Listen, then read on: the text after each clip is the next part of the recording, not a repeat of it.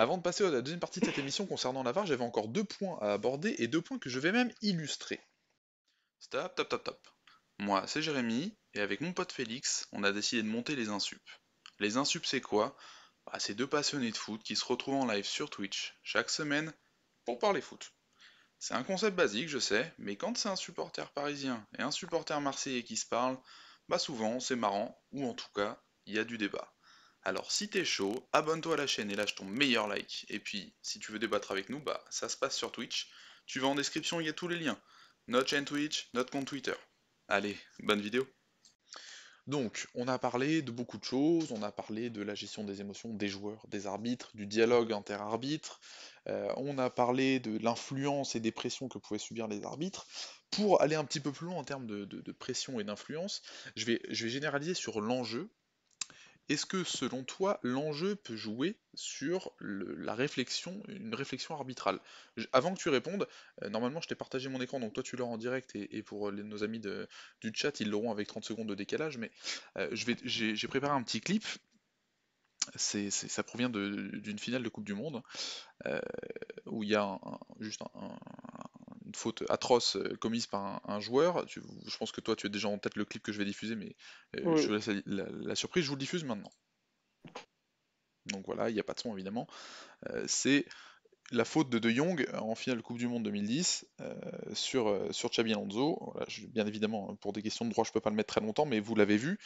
Il met un pied extrêmement haut. Je ne sais pas combien de personnes ont regardé la finale de la Coupe du Monde en 2010. On va tabler sur un bon 2,5 milliards. Je pense que sur Ouais, les 2,5 c'est milliards, dans ces eaux-là habituellement. voilà, c'est ça.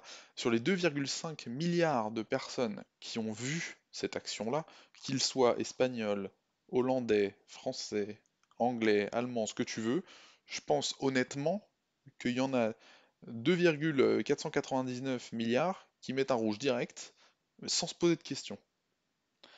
L'arbitre, vous l'avez vu dans le clip, met un jaune.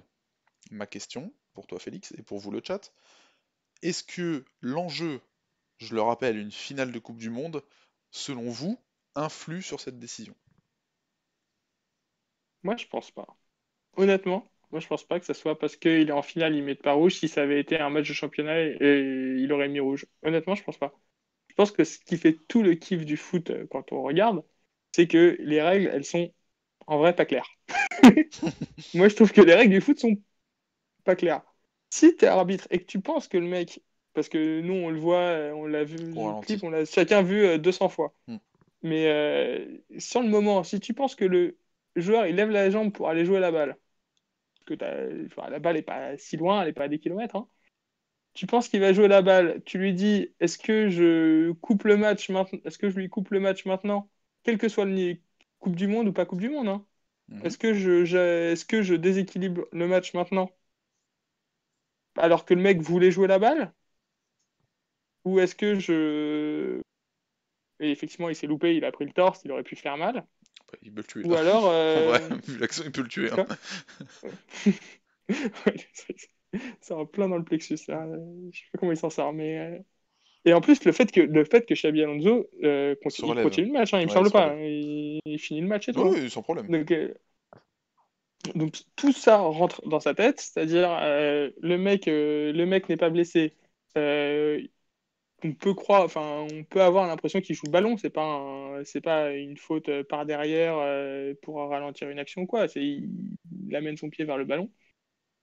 Qui mette jaune sur le moment sur son interprétation, franchement, j'y crois. Enfin, ça me choque pas. Ah bah tu vois, Je trouve que c'est un mot, je trouve que c'est un mot, c'est une mauvaise interprétation. Enfin, je trouve que c'est une mauvaise décision, mais je pense pas. Enfin, le mec pour moi n'est pas à jeter à la fosse au lion, quoi. alors, je vais répondre à ça, je vais juste prendre le message de Béchir. C'est exactement ce que je voulais générer, puisqu'à la base j'avais prévu ce clip pour enchaîner avec le débat sur la VAR, mais malheureusement j'ai un autre truc à dire avant, donc on va pas pouvoir le trancher comme ça, mais Béchir qui dit ce qui serait intéressant c'est de voir cette faute aujourd'hui avec la VAR et compagnie, je me demande si l'arbitre prend la même décision. Moi je te le dis tout de suite, c'est impossible qu'il prenne la même décision si c'est quelqu'un d'honnête. Quand tu regardes l'image au ralenti, puisque Hmm. c'est un des débats qu'on aura sur la VAR tout à l'heure, mais si tu vas voir, si tu te déplaces, tu te mets derrière l'écran, tu vois l'image, tu peux le voir, Ah, tu la vois une fois ou 500 fois, tu mets rouge direct, il n'y a même pas de débat. mais attends, parce que du coup, c'est pas ça le fonctionnement de la VAR. il peut d'abord, il peut très bien aujourd'hui siffler faute, mettre jaune, et ensuite on l'appelle et on lui dit Bien attention, sûr, il y a rouge. tout à fait. Mais alors, mais alors dans ce cas-là, le fonctionnement est là, enfin l'arbitre prend la même décision à la base. Oui, oui, tout à fait. C'est ce que disait Béchir. Si aujourd'hui il y avait cette faute et enfin si ça s'était passé avec la VAR, est-ce que, enfin je pense que tu nous dis Béchir hein, si je me trompe, mais moi je l'ai compris comme ça. C'est si s'il y avait eu cette faute aujourd'hui, est-ce qu'avec la VAR il y aurait eu changement de décision après?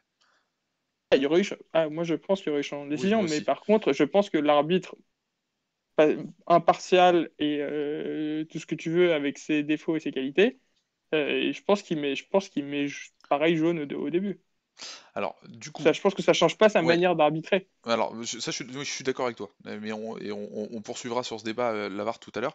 Pour en revenir sur ton avis, alors peut-être que tu t'es fait l'avocat du diable, je sais pas d'ailleurs si toi t'aurais mis, enfin si tu te souviens, c'était il y a quand même 11 ans, quasiment, Mm. si tu te souviens ce que tu t'étais dit, parce que moi j'avais vu le match en direct, quand j'ai vu ça, moi je me suis dit, à l'époque, j'avais quel âge du coup? J'avais 17 ans, 18 ans. Moi je me suis dit, bah, c'est rouge direct, tu vois. Quand j'ai vu jaune, j'étais en mode, What? Qu'est-ce qui se passe, quoi? Pour moi, ça m'avait scotché. Je sais pas ce que toi, si toi tu te souviens. Je vais avouer un gros scandale. Je n'avais pas vu le match en direct. Oh non, la C'est la honte. seule finale de Coupe du Monde que j'ai ratée. Ah, je suis à deux doigts de Mais, raccrocher si tu savais. Non, je rigole. Mais mais quand je l'ai revu, moi je me rappelle que du coup, je l'ai revu avec le contexte où c'était la faute qui faisait parler tout le monde. Et que du coup, sûrement, je me dis, oui, évidemment, en le voyant comme ça, je mets rouge. Mais sur le moment, à vitesse réelle, je suis pas sûr. Honnêtement, je suis pas sûr de mettre rouge. en fait, moi, je mets rouge tous les jours. Et c'est pour ça que j'ai choisi ce clip-là. Parce que pour moi, il prête vraiment à débat vis-à-vis de l'enjeu. Honnêtement, moi, je suis pas d'accord avec toi. Je pense que si c'est un match de championnat, il met rouge. Il met pas rouge parce que c'est en première mi-temps et c'est en finale de Coupe du Monde. Moi, c'est mon avis. Je peux pas te dire pourquoi je le sens comme ça. Il y a quand même j'ai regardé récemment les lois du foot pour une autre action litigieuse, c'est le penalty sur Kurzawa là contre merde, je sais plus contre qui c'est. Bah c'est contre Euh, tu sais c'est en Penalty contre Kurzawa, c'est cette année? ouais ouais tu sais enfin c'est Kurzawa Contre le qui met une Bayern, non? reprise de volée et le joueur il met son pied en opposition, c'est Rennes non, c'est qui? Ah, Oui, je crois que c'est contre Rennes. On fait un partout. attends. En fin Ouais, de oui, mi-temps, tu ok. sais, Kurzawa il met sa reprise de volée, il y a le Rennais qui veut contrer, et en fait il prend après coup le mollet, et en fait l'arbitre siffle Ça me pas et dit à la vraiment VAR quelque il est chose. appelé. Ouais. Hmm. Ça me dit quelque Bref, chose, mais suite je à pourrais j'ai perdu beaucoup de resituer. temps pour essayer de te décrire l'action alors que ça n'a absolument rien à voir dans le débat, mais c'est pas grave. Tout ça pour introduire que suite à cette action-là, j'avais été voir les règles de savoir à quel moment tu siffles et tu mets rouge, tu vois, globalement. Hmm. Et en fait, et où péno. Et en gros, pour moi, il y a zéro débat sur le carton rouge, déjà de base, il doit pas y en avoir, et il doit même pas y avoir une once d'hésitation. Tu mets carton rouge quand il y a jeu dangereux et que tu mets en cause l'intégrité physique du joueur. À quel moment, je vous le repasse hein, si vous voulez le clip, hein, à quel moment, quand De Jong arrive, se mêle même s'il veut jouer le ballon, ce que tu veux, hein, se mêle vers le joueur, même s'il fait pas exprès, encore une fois, je parle pas de l'intentionnalité là, c'est juste une question pure de jeu dangereux. Il arrive semelle plexus, il y a même pas une once de réflexion, c'est rouge instantané en fait. Et c'est en ça que pour moi, et les arbitres je leur fais confiance, ils connaissent parfaitement le règlement, pour moi, si c'est pas une finale de Coupe du Monde, il met rouge, 100%. Finale de Coupe du Monde ou finale de Ligue des Champions, ce Mais que tu veux, tu vois, moi, si c'est un match de champ. je vais contre je vais contre-argument, c'est qu'il y a France-Brésil 98, il y a un rouge pour De Sailly à 40, tout début, tout début de deuxième mi-temps, non? Et c'est ce qui est moins évident que ça. France Ouais, 98 mais il y a deux finale, zéro pour la si je France. sais plus. Il y a bah justement, c'est-à-dire que limite tu relances le suspense, quoi. Bah, C'est c'est plus 68e intéressant de minute. relancer le suspense que de le tuer. C'est 68e minute le rouge de Desailly. Là, on rentre dans des trucs de. Les arbitres, ils processent combien il y a, quel truc et tout. Alors que je pense que c'est juste une Ouais, interprétation sur le moment, tu vois. Mais ouais, je sais pas. Moi, je pense que l'enjeu peut est-ce paralyser que- un peu. Et pas, tu sais, genre pas en mode. Alors après, il y a deux visions de l'enjeu. Il y a l'enjeu de ça paralyse, tu perds tes moyens et ta lucidité. Et il y a le attention à ce que je flingue pas le match si jamais je me trompe. Et tu vois, là, sur l'action de Young, je pense que le mec se dit attends, si là je mets rouge, Même si je pense qu'il y a rouge. Si là je mets rouge et qu'en fait au final je me rends compte que le mec l'a pas trop touché parce que on sait aussi que Xabi Alonso, les Espagnols, c'est pas non plus les forces de la nature ultime, ça se roule aussi par terre assez vite. Enfin bon, on a l'habitude quoi. Donc du coup peut-être ils se disent en fait ça se trouve il est passé à côté, j'ai pas le bon angle, ou je suis caché, machin et tout, et du coup devant le doute je mets le jaune, tu vois. Je sais pas. C'est une réflexion comme ça à Et débattre. du coup, je vais te faire la meilleure transition du monde, mais du coup, c'est peut-être cette action-là et ce Ah, genre d'action dans ces matchs-là, c'est le premier truc qui te dit que la VAR est une bonne idée. alors tu enregistres cette phrase, on va la redire dans 3 minutes. Je fais juste une dernière digression, ça fait quand même 1 heure d'enregistrement, je sais pas comment je vais faire au montage derrière pour le replay YouTube, mais c'est pas grave, c'est un autre problème, je verrai ça plus tard. Mais j'ai une dernière chose qui pourrait expliquer les erreurs d'arbitrage et le niveau de l'arbitrage global. J'ai beaucoup parlé du niveau de l'arbitrage, j'ai pas dit ce que j'en pensais, je le trouve franchement pas bon, le niveau de l'arbitrage international, que ce soit français et dans tous les autres pays. Je trouve que malheureusement, euh, j'ai pas d'alternant encore sur les insultes Béchir. Mais merci pour le conseil, je prends note pour si jamais un jour on cartonne et on devient mainstream. Mais, euh, mais du coup, donc, je trouve moi que le niveau de l'arbitrage au global n'est pas bon. Même si beaucoup, et peut-être toi d'ailleurs Félix, tu me diras que ça fait partie, que l'arbitre fait partie du jeu, que ça fait aussi partie du charme du foot, que ce soit également dépendant de l'interprétation. Tu l'as dit tout à l'heure, les règles sont pas claires, je suis complètement d'accord avec toi. Bon, moi je trouve que c'est pas bon, et je trouve dommage, et c'est pour ça que j'ai longtemps milité pour l'avoir d'ailleurs, on va y revenir dans 2 minutes, mais je trouve que le niveau de l'arbitrage n'est pas très bon. J'ai essayé, en préparant ce stream et cette émission, de trouver quelles étaient pour moi les causes de ce niveau-là. Je pense qu'il y a un manque de formation, je pense que, bref, il y a un manque de communication, on en a parlé au début, etc. On va pas y revenir, et puis de toute manière, on n'est pas dans les instances arbitrales. Donc, pour filer les vannes qu'on fait depuis 2 semaines, on n'est pas comptable des clubs, mais on n'est pas non plus à la Fédé, vous l'aurez bien compris. Il y a un dernier point comme que je voulais aborder, c'est le niveau physique. J'en ai très rapidement parlé tout à l'heure. Le niveau physique des arbitres et le niveau physique du jeu de foot, le foot en général. Si vous regardez un replay d'un match des années 80 et le replay de la finale de la Ligue des Champions de l'année dernière ou d'il y a 2 ans, l'intensité physique, l'intensité mise au niveau des courses, le nombre de kilomètres parcourus par les joueurs, ça n'a plus rien à voir. C'est même plus, même physiquement, les joueurs n'ont plus rien à voir avec les joueurs des années 70-80. Donc je pense que, en revanche, le physique et le niveau des arbitres, les niveaux physiques des arbitres n'ont pas forcément beaucoup évolué. En tout cas, il n'y a peut-être pas assez de travail à ce niveau-là, ça je peux pas me rendre compte. Je vais juste vous illustrer ça avec un petit clip. Je vous ai coupé le son au début parce qu'il y avait une musique, pas libre de droit, et je vous ai juste laissé la fin, et pour les nostalgiques du foot, ça va vous faire plaisir. Je vous en dis pas plus, c'est un match de Ligue des Champions, si je dis pas de bêtises, un match de Lyon, ça doit dater des années 2000. Ouais, je vois ce que c'est. C'est un penalty non sifflé, une action de Nilmar, hop, voilà. Donc là, Celle qui était à 30 mètres dans l'action.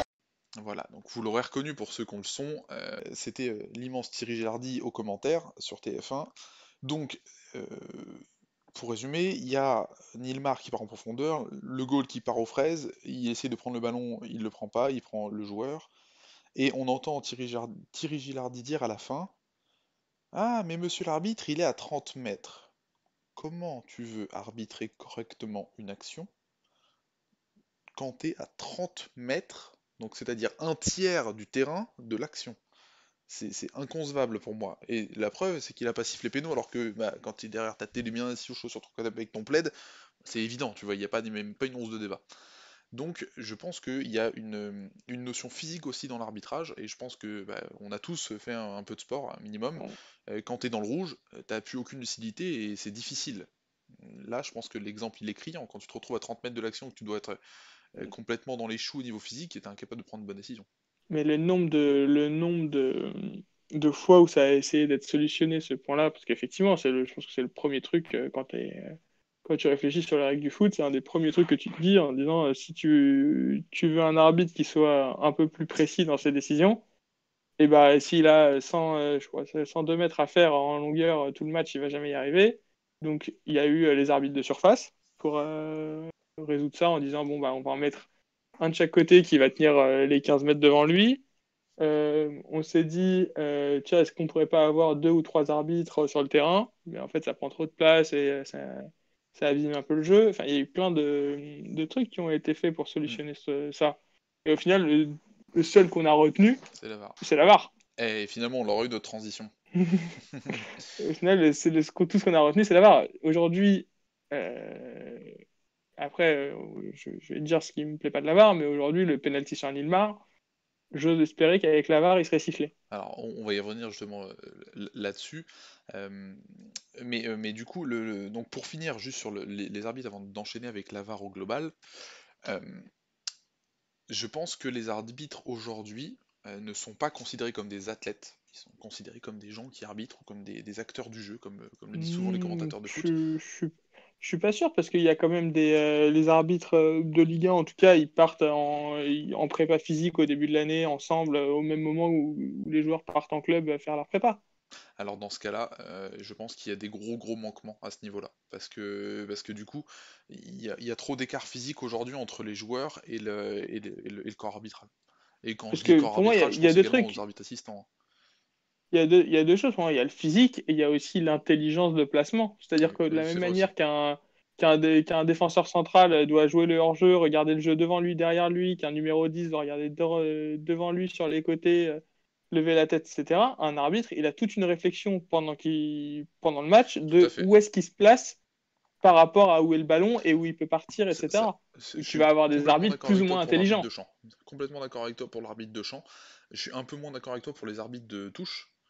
Et pour Ah, les c'est en même temps, arbitres ils de ont. touche, on va prendre un exemple tout bête, hein, c'est qui est récent, et encore une fois navré, hein, pour ceux qui sont pas supporters parisiens, je parle beaucoup de Paris, c'est logique, c'est les matchs que je regarde, mais c'était PSG, c'est Bayern ou City, je sais plus. Lequel? L'action d'Mbappé où il est censé partir en contre et il se fait stopper direct par l'arbitre. Ah, je crois que c'est le Bayern, non? C'est le Bayern, ça doit être l'aller du Bayern ou un truc comme ça. Ou le retour, je sais plus. Mais enfin bref, du coup, Mbappé donc est lancé, il part de sa surface, enfin de sa surface, sa De moitié de son terrain, camp, pardon. quasiment. Et quand tu pars de ta moitié de terrain, tu n'es pas hors jeu, quelle que soit la position du ballon des défenseurs ou la tienne. Tant que tu es dans ton terrain, il n'y a pas hors jeu. Et en fait, l'arbitre, alors il y a double problème. Déjà, il est miro pour commencer, parce que il est clairement dans sa surface, enfin, pardon, dans sa moitié de terrain quand le ballon part des pieds. Je crois que c'est encore une fois Di Maria. Euh, Ça, c'est la première des choses. Et la deuxième chose, le deuxième problème, c'est que avec la VAR maintenant, tu es censé laisser finir les actions. Donc, s'il y a doute. Donc, a priori, il n'avait pas de doute, donc il était juste particulièrement mal placé. Et ça se voit d'ailleurs dans l'angle, il a une quinzaine de mètres d'avance sur Mbappé. C'est pas normal. Tu vois. Normalement, il doit faire l'effort de revenir jusqu'à la ligne du milieu de terrain et repartir, refaire l'action avec l'ensemble des joueurs. Pour moi, C'est une erreur technique d'arbitre. exactement. Mais Faute technique. c'est, c'est, c'est là où on revient à la fin. Surtout que la VAR est censée aider ces problèmes-là parce que justement, tu laisses ou pas le jeu avant se dérouler avant de siffler, avant d'avoir le check. C'est une erreur technique d'arbitre complète sur tous les points. Et alors du coup, message de Béchir dans le chat, merci Béchir d'être Ouais, aussi présent. Les arbitres sont ouais. aussi plus âgés en moyenne, c'est normal qu'un mec de 40 ans ne puisse pas faire les mêmes efforts qu'un mec de 21. Je suis complètement d'accord avec toi, et pour moi Ça, c'est c'est un vrai. des problèmes de l'arbitrage. Pourquoi tu fais arbitrer des Alors, mecs de 50 piges? Ça n'a aucun sens. mais tu veux savoir pourquoi? Parce que je pense que les mecs de 20 ans, ils n'ont pas envie d'être arbitres. Ça c'est une bonne Moi, question. pour moi, il y a deux points sur pourquoi. C'est les mecs de 20 ans ou 25 ans, ils n'ont pas envie d'être arbitres. Genre, combien t'as de mecs qui arbitrent à cet âge-là? Et le deuxième, c'est une question que moi je trouve un peu plus bête, c'est la question de l'autorité que Ah, va avoir un mec de 25 ans sur des joueurs plus vieux, etc. Mais déjà, moi j'aimerais savoir le nombre de mecs qui veulent bien. Enfin, combien de mecs veulent être arbitres à 25 ans? Regarde, on est tous fans de foot, et on a souvent des qualités techniques qui sont pas assez bonnes pour être joueur de foot professionnel malgré tous les rêves qu'on a pu avoir en étant petit. Et pourquoi on n'est pas devenu arbitre? Mais parce que si t'es mal payé et que parce que je sais pas combien est payé un c'est arbitre, pas mais fou, hein, de mémoire. il est pas payé comme Mbappé. Non, Euh, ça c'est sûr. et bah c'est pas si bien payé pour le boulot que tu vas faire. Et puis ta reconnaissance, elle peut être que négative. Parce que au final, on se souvient pas du mec qui a sifflé penalty pour toi, on va plutôt se souvenir de celui qui a pas sifflé penalty pour toi. Ouais. Enfin, je veux dire, le métier d'arbitre, c'est quand même le pire métier du foot. Bah, Tu c'est cours, sûr que c'est le t'es plus ingrat. fatigué, Et en plus, tu te fais pourrir par tout le tout le monde. monde te déteste, et je suis même pas sûr que tu sois très bien payé. C'est là, je vais essayer de te chercher le salaire d'arbitre. Pour info, l'arbitre le plus jeune en Ligue 1, c'est François Le Texier, qui est relativement connu et qui est Il doit âgé de avoir 30 ans. 32 ans. Ouais, voilà. Mais effectivement, je suis d'accord avec toi. Et- salaire Et d'arbitre. pour moi, et du coup, ça ouvre la porte sur un autre truc, qui est pourquoi, du coup, tout ce que je demande comme qualité à un arbitre, pourquoi il n'y a pas plus d'anciens joueurs qui deviennent arbitres? Moi, je me suis toujours posé cette question, je me suis dit, mais en fait, tu finis ta carrière, mais vu que les mecs, ils arbitrent jusqu'à 45 ans, là, quand tu finis ta carrière de footballeur pro, plutôt que d'aller chez Canal ou Ouais, je suis d'accord avec toi. Bah, c'est ce qu'a fait plutôt que Gaël d'aller Louda chez d'ailleurs. Canal ou voilà, il y en a un. On connaît un gars qui l'a fait. Et qui arbitre toujours pas en Ligue 1 d'ailleurs. Et du coup, pourquoi il n'y en a pas plus? Qu'est-ce qui les bloque? Est-ce qu'on ne devrait pas genre, plus ouvrir la porte à ces suites de carrière-là? Parce qu'au final, bah, un, je pense que tu es beaucoup plus apte à parler avec les mecs. Deux, physiquement, quand tu finis ta carrière, si tu finis ta carrière à 35 ans, je pense qu'à 38 ans, tu es quand même plus en forme que Tony Chaperon ou je ne sais qui. Aiden Jimmy, pour Tro- les plus anciens. Trois, t'as une connaissance du jeu, donc une connaissance Et des une situations sensibilité des situations. Ça, c'est sûr. que peut pas avoir un mec qui n'a jamais joué pro. Ça, c'est sûr. Enfin, ça serait. Moi, je suis d'accord avec toi, Après, hein. Je pense que. je comprends que Cristiano, Lionel Messi et Zlatan ils deviennent pas arbitres. Mais qu'est-ce qui fait que sur tous les joueurs de Ligue 1 qu'on a eu depuis 10 ans, il n'y en a eu qu'un seul qui soit devenu arbitre après? Ouais, je suis assez d'accord avec toi. Pour répondre à notre Moi, je pense que question, c'est une question d'argent aussi, oui, c'est d'argent dans le possible. tout. Outre la reconnaissance, tu as aussi l'argent. Ça, c'est sûr. Pour répondre à notre question, je suis sur un site, voilà, je sais pas, je connais pas la fiabilité, mais a priori, les arbitres de l'élite toucheraient en moyenne 6 300 € fixes bruts par mois et toucheraient une prime d'environ 2500 balles par match. Voilà. Donc ils sont pas à la rue, mais c'est pas non plus, quand tu regardes par Quand tu rapport au regardes le salaire salaire des moyen mecs autour d'eux, voilà, c'est ça, le salaire moyen d'un joueur Ligue 1, c'est bien plus élevé que ça.